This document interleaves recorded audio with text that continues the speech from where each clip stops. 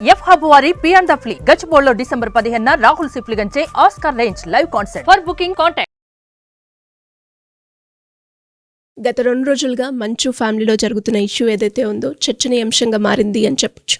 And అదేవిధంగా ఈరోజు మనం చూస్తే లేటెస్ట్ అప్డేట్ ప్రకారంగా మోహన్ బాబు గారి మీద మర్డర్ కేసు పెట్టడం కూడా జరిగింది. ఒక్కసారి దాని గురించి డీటెయిల్డ్గా. మంచు ఫ్యామిలీ ఇప్పటివరకు మనం స్నో ఫ్యామిలీ అనుకున్నాం, అది స్నో ఫ్యామిలీ కాదు, ఫైర్ ఫ్యామిలీ అని రీసెంట్గా తెలిసింది. అయితే ఆ ఫైర్ కూడా మామూలు ఫైర్ కాదు, వైల్డ్ ఫైర్ అని తెలిసింది. ముఖ్యంగా దీనికి కారణం ఇది కేవలం వాళ్ళ కుటుంబానికి సంబంధించిన వివాదం కాస్త చిలికి గాలివాన అయిపోయి పూర్తిగా మీడియా మీద ఒకరి మీద ఒకరు ఆరోపణలు చేసుకుంటూ మీడియా ప్రతినిధి మీద కూడా ఎప్పుడైతే దాడి జరిగిందో మీడియా ప్రతినిధులు కూడా ఆయన మీద ఒక ఎఫ్ఐఆర్ నమోదు చేయడం జరిగింది. ముఖ్యంగా మోహన్ బాబు గారి ఇంట్లో జలపల్లి నివాసం జరిగిన దాడి మీద ఆయన ఇమ్మీడియట్గా ఆ రిపోర్టర్ పైన ఆ కెమెరా మైక్ లాక్కుంటూ ఆయన మీద అటాక్ చేయడాన్ని అది అటెంప్ట్ టు మర్డర్ కింద సెక్షన్ 109 BNS యాక్ట్ కింద సెక్షన్ 109 BNS యాక్ట్ కింద ఆయన మీద కూడా కేసు నమోదవడం మనకు తెలిసిందండి. సాయంత్రం జరిగింది విషయం. అయితే ఇంతకుముందు మంగళవారం రాత్రి సిపి సుధీర్ బాబు గారు ఇద్దరికి కూడా, అంటే మోహన్ బాబు గారికి, అదేవిధంగా విష్ణు గారికి, at the same time Manoj గారికి, ముగ్గురు కూడా ఆయన నోటీసులు ఇష్యూ చేయడం జరిగింది. ఇమ్మీడియట్గా బుధవారం మధ్యాహ్నం 11 గంటలకు ఆఫీస్కి వచ్చి మాట్లాడమని చెప్పి నోటీసులు జారీ చేయడం జరిగింది. ఇందులో భాగంగా ముందుగా మంచు మనోజ్ గారు వెళ్ళి సిపితో మాట్లాడడం జరిగింది. అయితే అక్కడ ఆయన అడిషనల్ మ్యాజిస్ట్రేట్ హోదాలో సిపి గారు కంప్లీట్గా కేసు అంతా విచారణ చేసి 2 గంటల పాటు మనోజ్ గారిని విచారించి బైండ్ ఓవర్ చేస్తున్నారు. ఆ బైండ్ ఓవర్ గాను 1 lakh ఒక గ్యారంటీ, అంటే పూచీకత్తు అంటారు దానికి, 1 lakh బాండ్ రాశారు. అక్కడ బాండ్ రాసి 1 year పాటు నేను ఎటువంటి వివాదాలకు కానీ అదేవిధంగా ఎటువంటి గొడవలకు కూడా నేను దిగనని చెప్పి మనోజ్ గారి చేత అక్కడ బాండ్ రాయించి, అంటే అడిషనల్ మ్యాజిస్ట్రేట్ హోదాలో సిపి గారికి ఆ రైట్స్ ఉంటాయి. సో ఆ హోదాలో ఆయన చేయడం జరిగింది. 1 year పాటు ఎటువంటి వివాదాలకు కానీ గొడవలకు కానీ నాకు నేనుగా వెళ్ళనని చెప్పి బైండ్ ఓవర్ రాశారు. బైండ్ ఓవర్ రాసేసి కూడా మనోజ్ గారు వెళ్ళారు. ఈ తర్వాత ఏం జరిగిందంటే మోహన్ బాబు గారు కాంటినెంటల్ హాస్పిటల్ అడ్మిట్ అవ్వడం, అక్కడ మెడికల్ డాక్టర్స్ కూడా ఆయన యొక్క హెల్త్ బులెటిన్ కూడా రిలీజ్ చేశారు. ఆయన కంటి కింద గాయం జరిగింది, అదేవిధంగా హై బీపీ ఉంది, at the same time body pains ఇవన్నీ కూడా ఉంది అని చెప్తూ అక్కడ ఈసీజీ, ఈకో మొదలైన టెస్టులన్నీ కూడా చేశారు. ఆ టెస్టులు చేసిన తర్వాత ఆయన ఇంకా 2 days హాస్పిటల్ ఉండాలని చెప్పి హెల్త్ డాక్టర్స్ చెప్పడంతో మంచు విష్ణు గారు ఇమీడియట్గా సాయంత్రం నిన్న రాత్రి 7 గంటల 7:30 ఆ టైంలో మళ్ళీ సిపి గారు నేరేడుమెట్లో ఉన్నటువంటి రాచకొండ పోలీస్ కమిషనర్ ఆఫీస్ అయినటువంటి సిపి గారి ఆఫీసులో సుధీర్ బాబు గారితో నిన్న కలవడం జరిగింది. సేమ్ మార్నింగ్ ఎట్లయితే మనోజ్ గారిని కలిసి ఎట్లయితే బైండ్ ఓవర్ చేశారో అదేవిధంగా విష్ణుబాబును కూడా మాట్లాడడం జరిగింది. కంప్లీట్గా ఈయనతో పాటు 1 గంటన్నర పాటు డిస్కషన్ జరిగింది. అసలు ఈ వివాదం ఎందుకు వచ్చింది, ఎట్లయితే జరిగింది, ముఖ్యంగా అక్కడ ఏదైతే ప్రైవేట్ భద్రతా సిబ్బంది బౌన్సర్స్ ఎవరైతే ఉన్నారో బౌన్సర్స్ మాత్రం దయచేసి అలౌ చేయదని చెప్పి దీనికి ఆల్రెడీ కోర్టు కూడా చెప్పడం జరిగింది. 1.5 hour సుధీర్ బాబు గారు ప్రత్యేకంగా ఆయనతో నిలబడి మాట్లాడారు. కంప్లీట్గా మాట్లాడిన తర్వాత 1 year పాటు ఈయనతో కూడా ఎటువంటి గొడవలు కానీ ప్రత్యేకంగా బయట అవుట్ సోర్సింగ్ తోటి భద్రతా సిబ్బంది బౌన్సర్స్ ఎవరు తీసుకెళ్లకుండా 1 year పాటు మేము చేస్తామని చెప్పి మళ్ళీ బైండ్ ఓవర్ రాశారు. అక్కడ కూడా బాండ్ రాశారు, అగ్రిమెంట్ బాండ్ రాశారు. బాండ్ రాసి 1 lakh వీళ్ళు ఇతను కూడా పూచీకత్తు కట్టి, అంటే గ్యారంటీగా అమౌంట్ డిపాజిట్ చేసి ఇద్దరు గ్యారంటర్స్ కూడా సైన్ చేసేసి మళ్ళీ అక్కడ నుంచి రావడం నిన్న విష్ణు గారు జరిగింది. అయితే నిన్న మార్నింగ్ మంచు మనోజ్ గారు మరలా సేమ్ ఎక్కడైతే సిపి గారిని కలిసి మరలా జల్పల్లో ఉన్నటువంటి మోహన్ బాబు నివాసానికి వెళ్ళడం జరిగింది. ఆయన ఉన్నటువంటి హౌస్ లో. అదే అప్పటికే వాళ్ళ మిస్సెస్ వాళ్ళ బాబు కూడా అదే ఇంట్లో ఉన్నారు. అయితే ఇక్కడ ప్రత్యేకంగా తెలుసుకోవాల్సింది ఏంటంటే ఆయన వెళ్ళే సమయానికి అక్కడ మంచు విష్ణు గారు కూడా అదే సమయంలో అక్కడ ఉండడం, ఇద్దరి మధ్య కాస్త మాట వాగ్వాదం జరిగింది. ఇద్దరి మధ్య బౌన్సర్స్ ను కూడా నెట్టుకుంటూ మరలా ముందుగా చిన్నప్పటి ఘర్షణాత్మక వాతావరణం జరిగింది. అయినప్పుడు కూడా మంచు విష్ణు గారు మరలా హాస్పిటల్కి వెళ్ళే పనిలో వెళ్ళడం జరిగింది. అయితే ఇక్కడ ఇంపార్టెంట్ కీ పాయింట్ ఏంటంటే ముఖ్యంగా సిరి గారు, ఇది యాక్చువల్ గా మోహన్ బాబు గారి హౌస్, ఆయన కష్టాజితం హౌస్. ఇది నాట్ ఓన్లీ మోహన్ బాబు ఇంట్లో కాదు, ఇది ఆల్మోస్ట్ ప్రతి ఇంట్లో కూడా ఇలాంటి స్టోరీలు జరుగుతుంటాయి. ఇప్పుడు ఒక తండ్రి ప్రాపర్టీ హౌస్లో నా ఇంట్లో నువ్వు ఉండొద్దు అని చెప్పినప్పుడు కూడా బలవంతంగా మంచు మనోజ్ ఎందుకు ఇక్కడ ఫోర్స్ చేస్తున్నాడు, ఎందుకు ఇదే ఇంట్లో ఉండడానికి ఇష్టపడుతున్నారు? అప్పటికే మంచు విషయం చెప్పారు, మనం ఉమ్మడి కుటుంబాల్లో కలిసి ఉండడానికి నాకు ఇష్టమే, కానీ నేను మాత్రం అలా బయట ఉన్నాను, నువ్వు కూడా అలా బయటే ఉండని చెప్పి నాన్నగారు కూడా ప్రత్యేకంగా చెప్తున్నారు.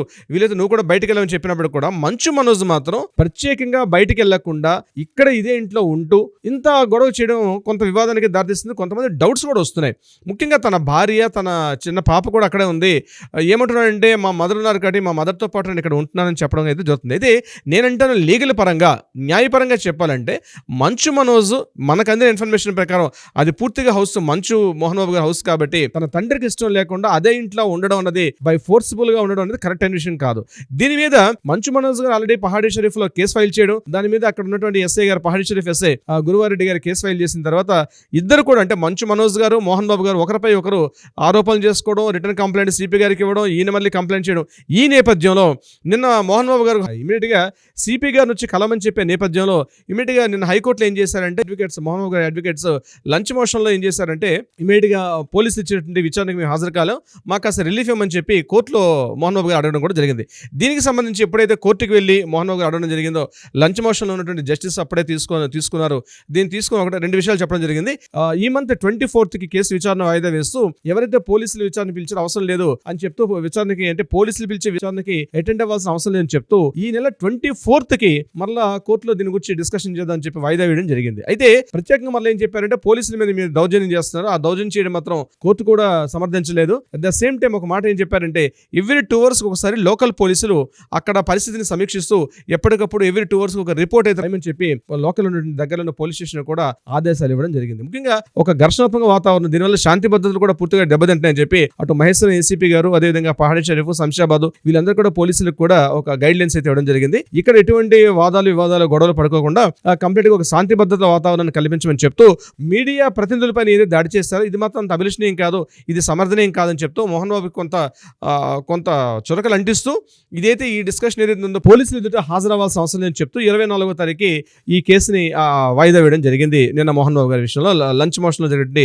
హైకోర్టులో చేసినటువంటి అప్పీల్కి సంబంధించి. అయితే ఈ విషయాలు లీగల్ గా కోర్టు పరంగా ఇట్లా ఉండేటప్పటికి కూడా యాక్చువల్ గా మంచు మనోజ్ గారు అదే ఇంట్లో ఉంటానని చెప్తూ మాట్లాడడం మాత్రం కొంత వివాదానికి దారితీస్తుంది. ఎప్పటికైనా మంచు మనోజ్ గారు బయటికి వెళ్ళాలని చెప్పి చాలా మంది పెద్దలు సూచిస్తున్నారు. అయితే మంచు మనోజ్ ఏమంటారంటే నేను చాలా ఆర్థిక ఇబ్బందుల్లో ఉన్నాను, నేను కంప్లీట్ గా నేను అప్పులు చేసి ఫ్రెండ్స్ దగ్గర అప్పులు తీసుకొని నేను నా లైఫ్ ని డీల్ చేస్తున్నాను, నాకు సరైనటువంటి విషయం లేదు. అదేవిధంగా ఎవరైతే విజయారెడ్డి అండ్ కిరణ్ రెడ్డి అని చెప్పి 2 వ్యక్తులు ముఖ్యంగా శ్రీ విద్యానికేతన్ స్కూల్ సంబంధించి కొంత కీ పర్సన్స్ మా నాన్నగారికి సపోర్ట్ చేస్తూ ఉన్నారు. ఇందులో కిరణ్ రెడ్డి ముఖ్యంగా నన్ను మా డాడీకి అక్కడ జరుగుతున్నటువంటి కొన్ని ఆర్థిక అవకతవకలు ఏవైతే ఉన్నాయో విద్యానికేతన్ సంబంధించి నన్ను అక్కడ మాట్లాడడానికి సపోర్ట్ చేయట్లేదు, అక్కడ ఆర్థిక అవకతవకలు అవుతున్నాయి, దానివల్ల మా కుటుంబానికి కూడా చెడ్డ పేరు వస్తుంది, నేను చాలా సందర్భాల్లో ప్రయత్నిస్తున్నప్పుడు కూడా నాన్నగారు నన్ను సపోర్ట్ చేయట్లేదు, ఇందుకు గానీ కిరణ్ రెడ్డిని ఇక్కడ ఆయన సూచిస్తూ విజయరెడ్డి అని కిరణ్ ఇద్దరు పేర్లు కూడా మాట్లాడుతూ పహాడీ షరీఫ్ పోలీస్ స్టేషన్లో కూడా పేర్లు జరిగింది. అయితే నిన్న మధ్యాహ్నం కిరణ్ రెడ్డి అనే వ్యక్తిని పోలీసులు పూర్తిగా అదుపులోకి తీసుకున్నారు, అతను కూడా అరెస్ట్ చేయడం జరిగింది. విజయారెడ్డి పేరు ఇంకా అతను అరెస్ట్ చేయలేదు. కిరణ్ రెడ్డిని మాత్రం నిన్న సాయంత్రం అరెస్ట్ చేస్తే అతను పూర్తిగా మోహన్ బాబు గారికి దగ్గరగా ఉన్నటువంటి సన్నిహితుడు.